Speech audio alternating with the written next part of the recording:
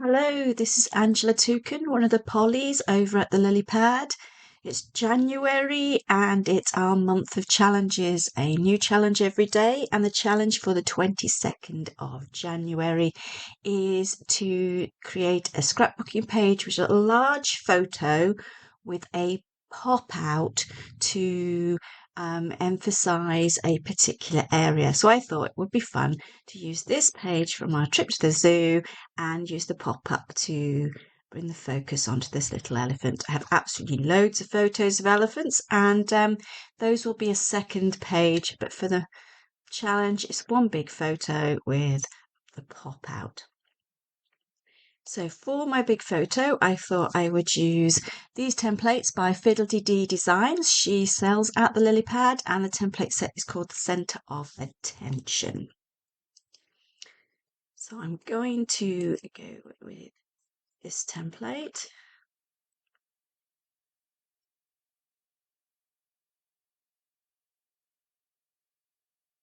Which is very pretty. And let's pick up my photo. And we're going to select the photo spot so that when I drag my photo into Affinity, it's next to the photo place. So let's see. I think that's good. Let's move it to the right. I might add something to cover that elephant's bottom later, but now I'm doing the elements. And but for right now, that's good. And let's look at this elephant. We need this pop-up piece to go with that. So I'm going to duplicate my photo. I'm going to take a square. Place it over the top. And pop my second photo in it. Let's give it the same shadow effect that's on the photo. So there's my little cutout, pop out, and we will have fun making that stand out further in a bit. Now for my kit, I want to use this kit by Paula Kesselring called Nature. It's a fabulous collection. Contains elements, some fun arty prints of animals, which I probably won't use in this event, some paint splats and prints and some fabulous papers. And I'm going to start with my background paper. I think I'm going to use this lovely green and blue. Those leaves will be hidden by my photos, so I don't need to be concerned about those. And I'm going to lock that, and I think while I'm at it I'm going to lock the photos so that they don't get moved about by accident. I quite on pages with animals and nature, particularly if they've got wood effects in them and trees. I like to add a wood effect paper, and there's some lovely ones of those in this collection. So where we've got these two paper strips, I'm going to put this wood effect paper.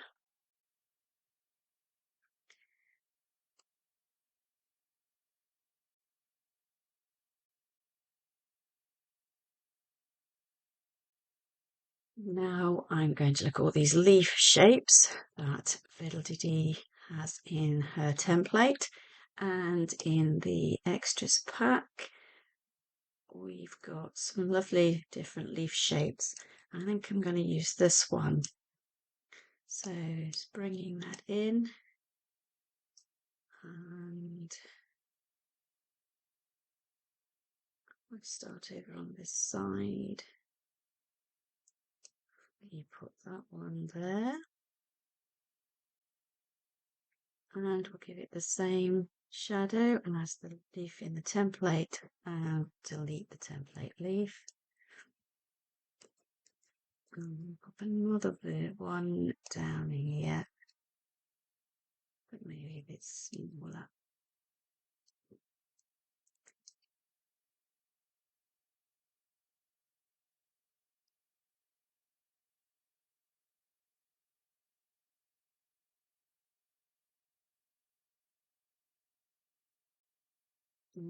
But I'm going to continue using the same leaves over on the other side.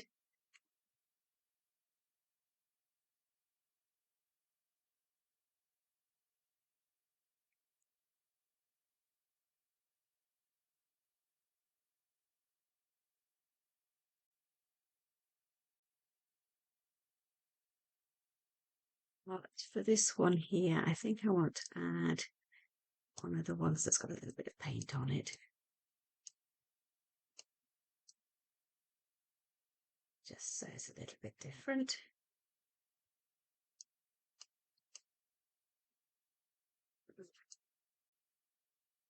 I'll put it to the back.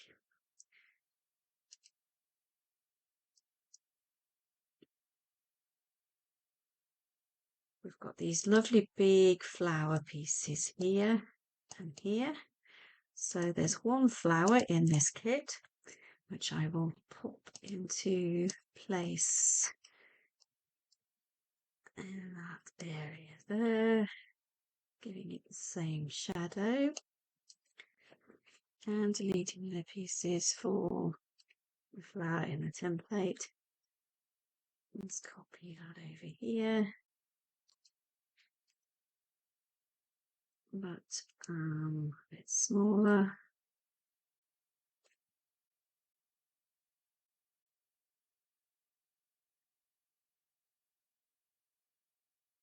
Now for the other flowers, I'm not going to replace them with flowers. I'm just going to go with different objects. Although this flower, I think, will have another one of those. But smaller again.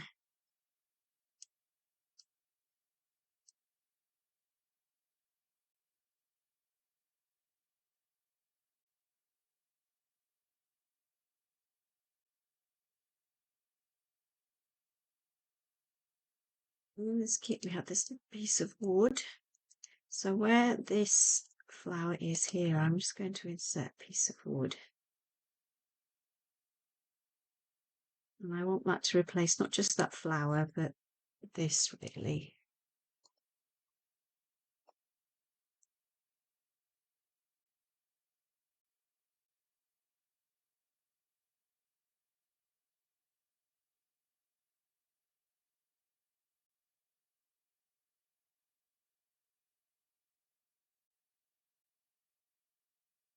And let's add a bow just to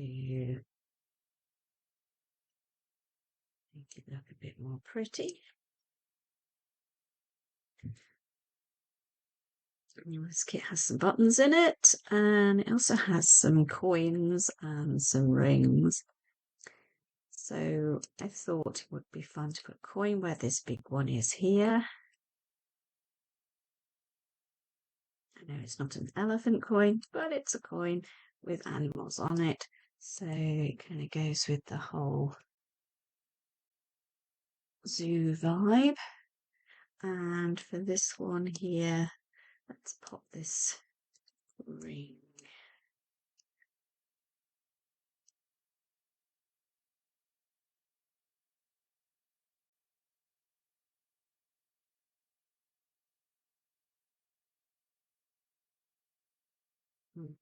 The other ring where that one is.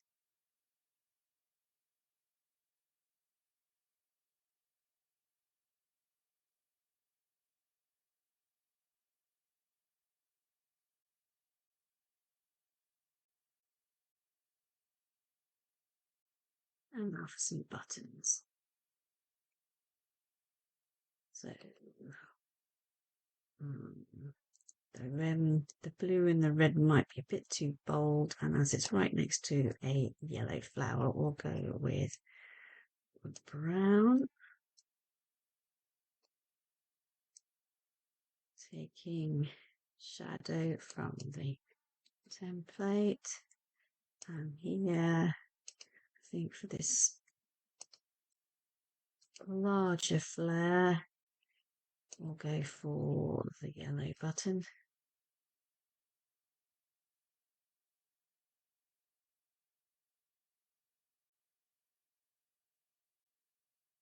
And for the smaller flare Let's have a look, see what the blue button looks like when it's nice and little.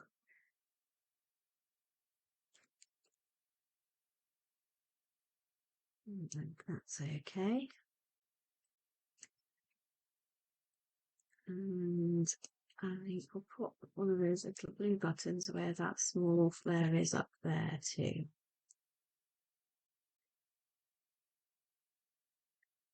And we'll put a yellow flower there.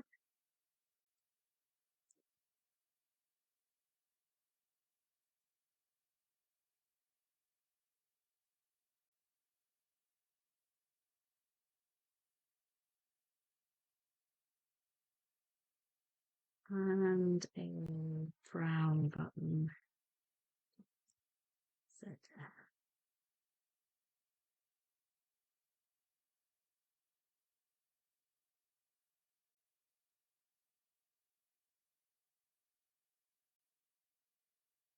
Now these brackets, I think we're going to put a nice strong colour there.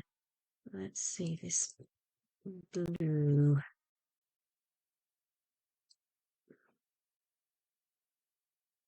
No, I think that's too bold, too strong. So let's try yellow. And then we'll take that blue and put that on that lace background there. Duplicate and put that into the one at the top too. Okay, this appears to be a strange element there. Where this tag is, I'm going to, we'll go with that yellow again to make the tag yellow. And if I select the paper, I can put extra stuff inside there that will also crop to that pennant piece. And let's pop a little piece of word in there. So let's write, pop enjoy in.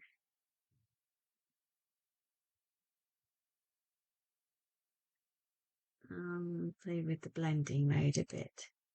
Darken, multiply colour. Quite like darken. So there's only the one element still on here, this little flower here. I think we'll put another coin in. So where were the coins? And the rhino.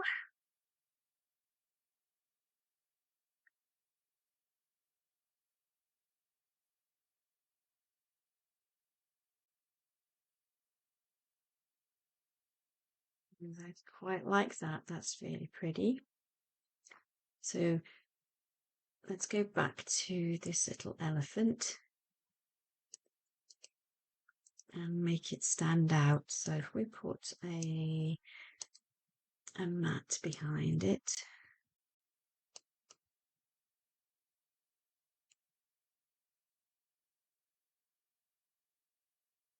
and give it the same shadow as the photo. Let's have a look. Let's try the blue that we used earlier, see what that's like. Oops, do another thing. Let's get the object move tool. Yes, I think that works quite nicely, but I want to make it jaunty. So let's just take that at a slight angle. And just for fun, I'm going to add a little button there. Or pop a little yellow button in.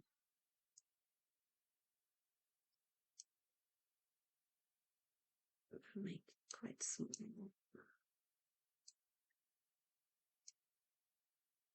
Now that makes that elephant pop out quite nicely. I think I've actually taken all the focus away from that bottom over there, so it's not so noticeable. We could just try popping a flower or something on top of it and see what happens. Or maybe even the elephant picture. Let's have a look, see if popping that there looks okay or not. No, I think I'll stick with the elephant bottom. Right, that's my page mostly done. And we're down to the where Fiddle decides to put the title on the journaling blocks. I'm going to create a text box and the Asian. Let's see. We spent a lot of time at the Asian elephants enclosure, visiting various different viewing points.